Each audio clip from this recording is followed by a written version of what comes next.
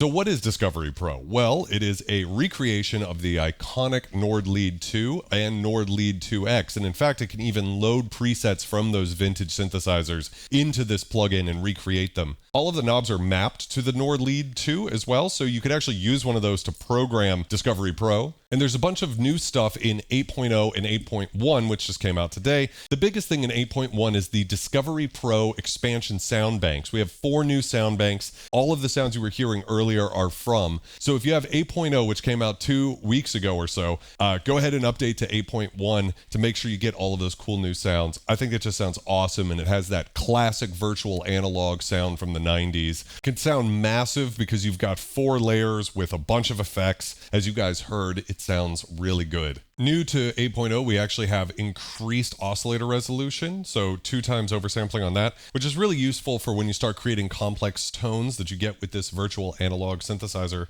So in this example, let's just pull up some square waves, and we can adjust the pulse width here,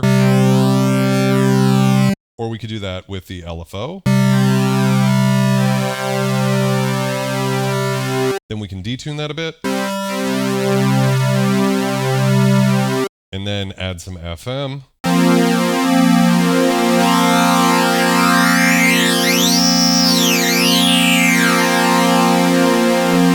So that's an example of where it's really useful to have that 2 times oversampling, because when you're FMing to pulse width modulated waves that are slightly out of tune, there's a lot going on, a lot of complexity, and to keep that nice and smooth, we've got better oversampling, which sounds great.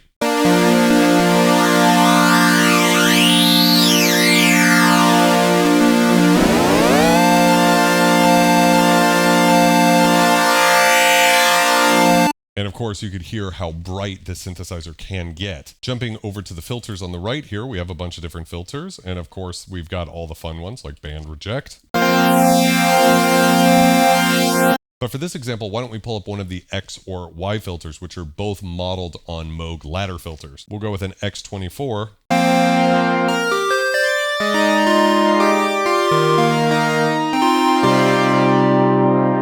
These filters are now 4 times the resolution that they had before. If we jump over to the Y filter, you can hear the classic ladder filter behavior of losing low end as you crank the resonance. And that has that character of the Moog source, but sort of filtered through a classic 90s virtual analog lens.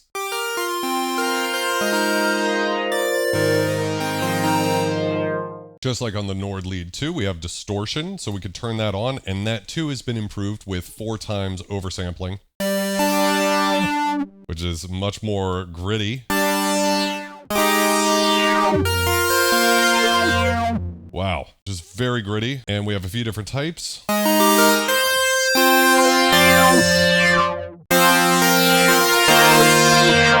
That is spit roasting hard.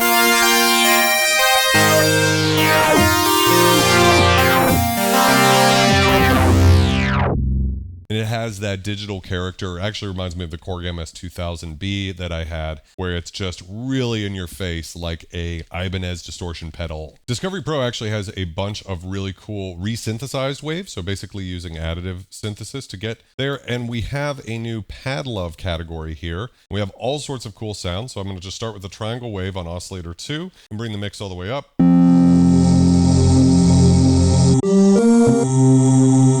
Lots of really great choir type sounds. Reminds me of the Kwai K1, where it's got that sort of low fidelity additive thing.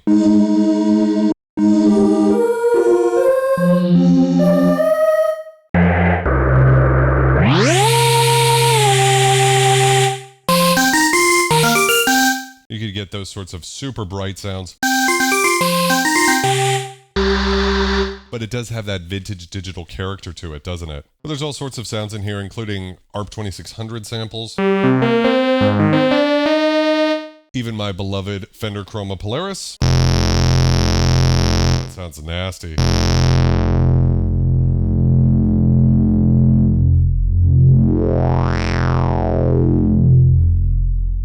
Pretty good for a recreation of a virtual analog synth from '97. Another quality of life feature they added is the way that you can see the tempo sync. So if I go to tempo sync and turn it on for every layer here, as I move this, you can see that now the LFO period is 9 bars down there in the middle there. And so you could set it to whatever you want. So if you wanted it to be like, let's say 4 bars, now you can see what that value is. Before you could tempo sync, but you didn't actually see what the value was. You had to use your ears. And so this is just a faster way to make sure that the arpeggiator and LFO are in perfect time with your DAW, with whatever program you have going. I often like leaving tempo sync off. I think you get more vintage sounds that way. But if you want to do a sidechain pumping thing or a square wave thing where it's really tight with the drums in your track, now it's very easy to do that. And this works for the delay as well. You can see the time here. And if I go to sync, we can then make sure that it's, we can see exactly what the ticks are here on each side. Works with the panning as well. So you can hear, got this brass pad. If I hit sync, turn it on and increase the panning, you can adjust the rate here, set it to 8.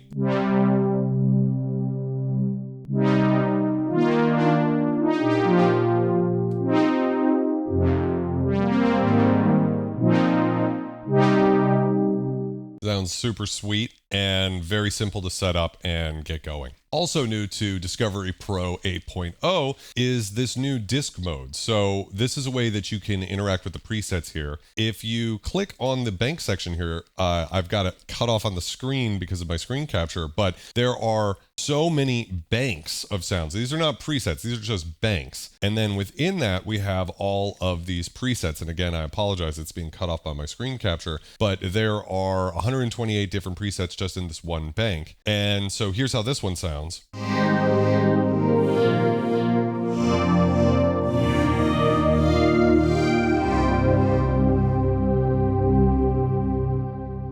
What's interesting though is we're in this Pro Sounds Epiphany bank. If I go to FM or something else, now we've got a bunch of different stuff, but I don't see any pads. And let's say I like that sound, but I wanted to check out some different pads here. Well, if I click on bank here, it'll swap to disk. I could also do this from the menu over here. I could go to swap from disk mode to back to bank mode, but we'll stay in disk mode now. And you have a folder on your computer where you have all of your presets, XFP files. And now I could just go to pads and strings. And when I pull this up, we have all of the pads and string sounds that are in here. And there are so many of them. It's looking like 970 just pad and string sound presets in Discovery Pro. And so we can actually find what we had before, or we could find something new like this super pads. Let's try this one.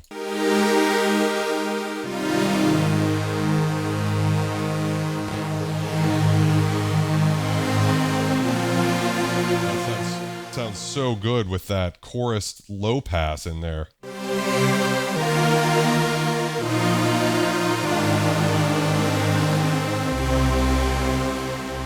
Really big classic trance sorts of sounds. Anyways, we could do the same thing just by clicking here. What if we want to check out bass? Now we have all of our bass sounds here, and I can confirm right now, just off screen, we got 884.